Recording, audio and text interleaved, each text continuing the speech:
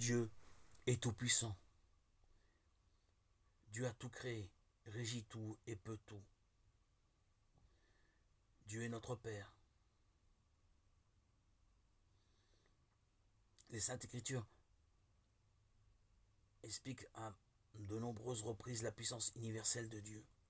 Il est appelé le puissant de Jacob, Genèse 49, 24, Isaïe 1, 24. Le Seigneur des armées, le fort, le vaillant, Psaume 24, 8, 10. Si Dieu est tout-puissant au ciel et sur la terre, Psaume 135, 6, c'est qu'il les a faits. Rien ne lui est donc impossible. Il dispose à son gré de son œuvre. Il est le Seigneur de l'univers dont il a établi l'ordre, qui lui demeure entièrement soumis et disponible. Il est le maître de l'histoire. Il gouverne les cœurs et les événements selon son gré. Ta grande puissance est toujours à ton service, et qui peut résister à la force de ton bras? Tu as pitié de tous parce que tu peux tout. Dieu est bien le Père Tout-Puissant. Sa paternité et sa puissance s'éclairent mutuellement. En effet, il montre sa toute-puissance paternelle par la manière dont il prend soin de nos besoins, par l'adoption filiale qu'il nous donne. Je serai pour vous un père, vous serez pour moi des fils et des filles, dit le Seigneur Tout-Puissant. 2 Corinthiens 6, 18. Enfin, par sa miséricorde infinie, puisqu'il montre sa puissance au plus haut point, en pardonnant librement les péchés. La toute-puissance divine n'est nullement arbitraire.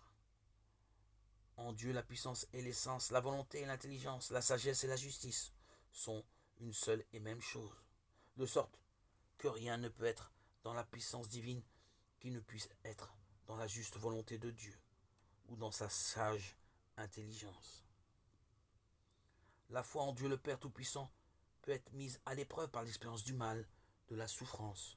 Parfois Dieu peut sembler absent, incapable d'empêcher le mal. Or Dieu le Père a révélé sa toute-puissance de la façon la plus mystérieuse dans l'abaissement volontaire et dans la résurrection de son Fils par lequel il a vaincu le mal. Ainsi le Christ crucifié est puissance de Dieu et sagesse de Dieu. Car ce qui est folie de Dieu est plus sage que les hommes, et ce qui est faiblesse de Dieu est plus fort que les hommes. 1 Corinthiens 1, 24-25.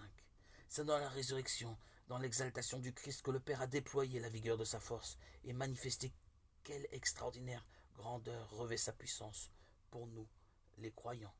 Épître 1, 19, 22.